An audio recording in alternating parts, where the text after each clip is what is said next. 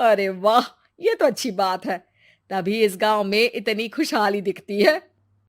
तभी बाहर किसी की चीखने चिल्लाने की आवाज आती है। दोनों बाहर निकलती हैं तो देखती हैं कि गांव के एक बुजुर्ग रो रहे हैं, क्योंकि शहर से उन्हें कोई बुरी खबर मिली है। अरे क्या हुआ चच्चा? रो क्यों रहे हो आप? हाँ चाचा, बताओ ना, हुआ क्या? अरे क्या बताऊं बेटे।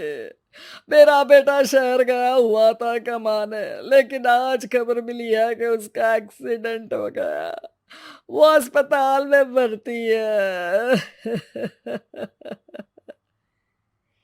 अरे तो इसमें परेशान होने की क्या बात है चाचा? जाओ शहर और बेटे का इलाज करवाओ। हाँ चाचा, विमला सही कह रही है। आप शहर जाओ और इलाज करवाओ। अरे कैसे इलाज करवाऊं? अभी पैसे नहीं है और शहर के अस्पतालों में इलाज का खर्चा लाखों में आता है। अरे चाचा, भगवान पर भरोसा रखो, कहीं ना कहीं से मदद जरूर मिल जाएगी। बस आज का दिन कैसे भी काट लो। अरे अब तो बेटा थोड़ा समय काटना भी मुश्किल होता जा रहा है। देख कमला, तू ही समझा चाचा को। अरे पैसों का कहीं ना कहीं से इंतजाम तो जरूर हो जाएगा।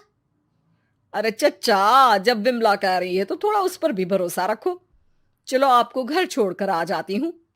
उसके बाद कमला उन बुजुर्ग को लेकर चली जाती है और विमला मंदिर की ओर चली जाती है। विमला मंदिर की सीढ़ियों पर चढ़ते हुए दूर से नजर आती है। उसके बाद वो आंखों से ओझल हो जाती है। उसी रात उस बुजुर्ग के घर के बाहर एक थैला रखा हुआ मिला। बुजुर्ग उस थैले को देखते ही चौंक पड़ा, क्योंकि उसमें 5 लाख रुपए रखे हुए थे। वो बुजुर्ग सुबह दौड़ा दौड़ा गांव के दूसरे बुजुर्गों के पास गया। अरे मंगल भाई सुनो, मेरे घर के बाहर ये पैसों से भरा बैग रखा हुआ मिला है। अरे किसका है ये भाई? अरे भैया, मुझे क्या पता। तभी उधर से कमला और विमला निकलती हैं। अरे बेटा सुन तो, देख ये क्या रखा हुआ था मेरे घर के सामने। कमला और विमला हैरानी से देखती हैं। अरे वाह! देख विमला, तूने कहा था ना कोई मदद जरूर करेगा। अरे भगवान सबकी मदद करते हैं। ये पैसों की मदद भी भगवान ने ही भेजी है। और क्या। अब चच्चा सोच क्या रहे हो? शहर जाओ और बेटे का इलाज करवाओ। ठीक है बेटियों, जो तुम कहो। चलो निकलता हूँ शहर बेटे का इलाज करवाने के लिए। अरे विमला, एक बात तो बता, ये इन्हें मिले तो कैसे मिले पैसे? अरे मैं ना कहती थी कि ये मंदिर सबकी मुसीबतों में मदद भेजता है। अरे वाकई बड़ी पुण्य आत्मा है मंदिर में। सो तो है, लेकिन उनके बारे में लोगों को कम ही पता है। अच्छा, और तुम्हें क्या पता है? अ, जितना पता था वो तो बता दिया। ना रे ना, मैं नहीं मानती। तू कुछ तो छिपा रही है। अरे कुछ ना छिपा रही, जो पता था वो बता दिया। मंदिर से लोगों को मदद मिलती है, बस इतना ही पता है। ठीक है बाबा, अब नहीं पूछूंगी। इसके बाद उसी रात कमला चुपचाप अपने कमरे से निकलती है और मंदिर की ओर चल पड़ती है। कमला धीरे धीरे मंदिर के दरवाजे पर पहुंचती है। अंदर से हल्की हल्की रोशनी आ रही थी। इसके बाद जो वो देखती है वो हैरान रह जाती है। कमला इसके बाद तेजी से वापस लौट आती है। दूसरे दिन सुबह सुबह। अरे विमला, तू तो छिपी रुस्तम निकली। है? ऐसा क्या छिपा लिया मैंने?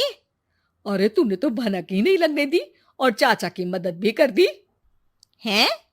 ये क्या कह रही हो? ऐसा कैसे कह सकती हो तुम? मैंने कोई मदद वदद नहीं की। अरे सब पता है मुझे। कल रात मैं गई थी मंदिर। तो क्या देखा?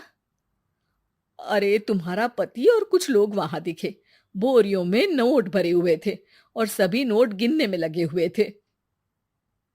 तो तुम्हें क्या लगा? वो क्या कर रहे थे?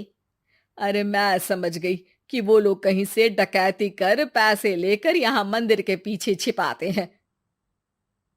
अब जब तुम जान ही गई हो तो बता देती हूँ, लेकिन ये बात किसी को पता नहीं लगनी चाहिए। मेरे पति डकैती नहीं डालते हैं, बस उन लोगों से पैसे छीनते हैं जिन्होंने गलत तरीके से पैसे बनाए हैं। और फिर लोगों की मदद करते हैं। यही है वो पुण्य आत्माएं जो लोगों को मदद पहुंचाती है। अब समझी? हाँ, अब समझी उन पुण्य आत्माओं का चक्कर। सही है। करते रहो मदद, लेकिन सावधानी से, मेरी तरह कोई और ना पहुंच जाए।